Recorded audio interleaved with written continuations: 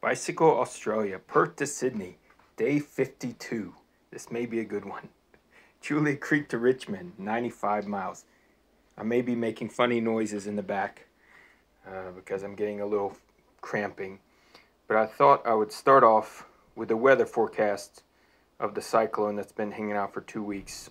Sustained gale force winds, wind gusts up to 120 kilometres an hour, heavy rainfall and flash flooding are all possible from Wednesday morning or later in the day on Wednesday. This may bring down trees or power lines, causing property damage, closing roads and access routes, and potentially even leading to power failures.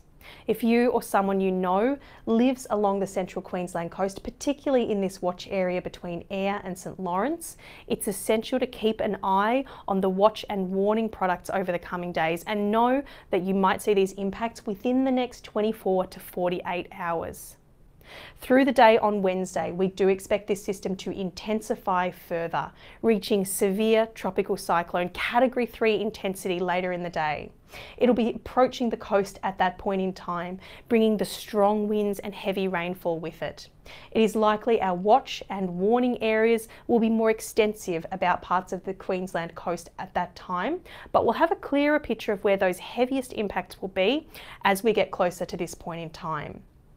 So when and where will the coastal crossing occur? Well, I'll remove the watch area and the winds just to simplify this map, and we'll take a look.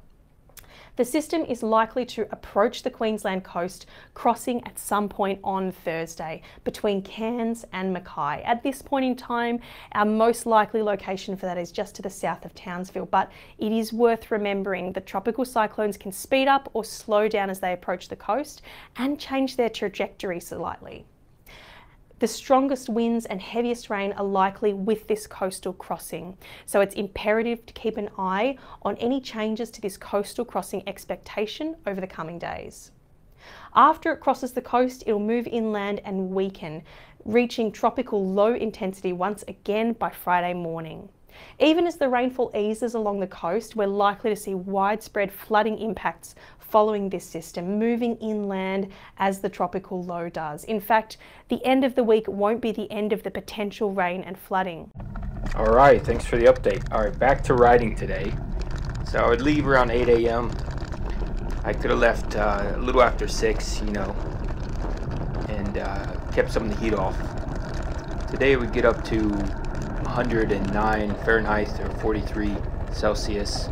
I would find that out once I arrived into Richmond this evening when I was talking to the guy who got me a room tonight. So it was a 95-mile ride today. It shouldn't have been too difficult for me, being under 100 miles. This is a rough railroad crossing here, but the tires survived. But it was, you can see there's not a cloud in the sky today, and the miles were going pretty easily this morning. We were doing well over 15 miles an hour. I would stop and watch the train pass by. So cool.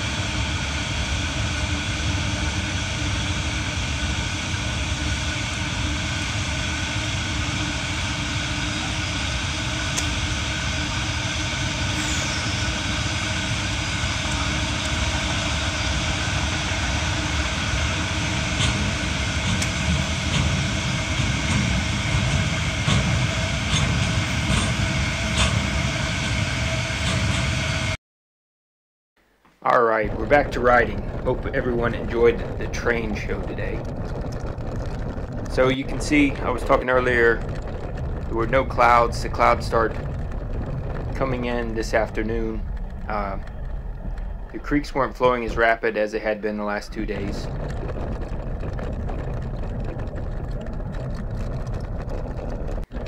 But 50 kilometers out, about 30 miles outside of Richmond, I would stop at the only place I saw today that had a roof with shade. So it's been 30 minutes here, just trying to relax. I only had 30 miles. It should have been just 2 hours from here, but I thought, hey, I might as well take a break. And I was going pretty slow, so I thought maybe a couple minutes I would feel better. But I was shocked they actually had running water, so I took advantage of that. And then I was about to leave, and this truck pulled up with these two guys from Brisbane. And they go along the road testing skidding. They have a water tank on their truck. I didn't take a very good photo of their truck. But they go around, driving all around Queensland, testing skidding. And here they are. Unfortunately, the camera flipped up, but I'm past them again. But they go around testing skidding, laying water on the road, and they have these inbuilt tires in between the truck tires. And they had pulled over because their tire had gone flat. They said that tires constantly are going flat. But they're collecting data, and then that gets input to the system. And then they said 20 years from now, they may improve the pothole. So 20 kilometers out of Richmond now. But I got back on the road. I took about an hour break, 30 minutes longer than I wanted to after talking to the guys from Brisbane. And the wind had been a headwind for basically the last 45 miles of today's ride. So this morning it was well, the average was pretty well, but this afternoon I was doing like 10 miles an hour. And I somehow burnt my hands and my arm again today.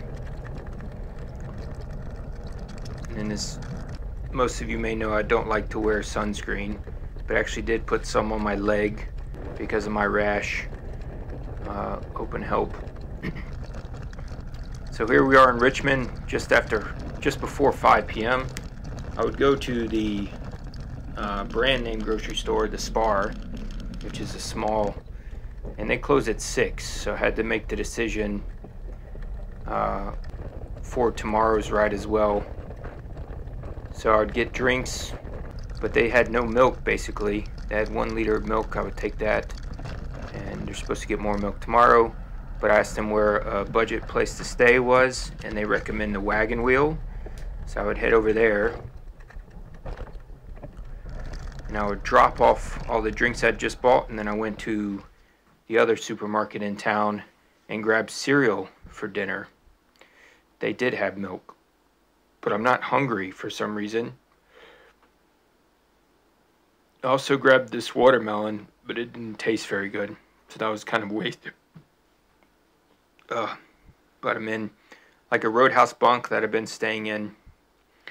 But I think that's it. Oh, I ran out of liquid. I was super thirsty. I don't know if I was super thirsty, but I was miserable the last 18 miles or so getting into Richmond. And actually the guys in the skid truck, when I was at that rest area, they actually gave me 2 bottles of water, 2 small bottles that I didn't want them to give me, but they insisted, and I ended up drinking them there. And I'm really glad that they did that and that I took them, because at the end of the day I did run out. And it's strange that doing under 100 miles I was carrying enough water that I had a liter for every 10 miles, 18 or 20 kilometers. So the fact that I ran out today was kind of shocking. So I guess I didn't drink enough last night, or something's going on. I do have to make the decision with that cyclone, how I'm going. I think I have 1 more day. I don't know. So I got to figure out what I'm doing. This place actually tonight it's a small town. It wouldn't be a bad place to stay. There's just limited food here, but I doubt they're going to be closed with the flooding. The next town is 115 kilometers away tomorrow, that I assume I'm going to do tomorrow, but I don't know until I wake up, see how I feel. But then most likely I'll be there for 2 days waiting for the storm to blow over. And then from there I got to decide how I'm getting to the coast. I feel like I'm so close, but my body today, the last 18 miles or so, I just lost my momentum and it was just slow going. I'm hoping it was the wind and not my persistence, so that I've lost. I've rattled on. So, all right, see you guys down the road.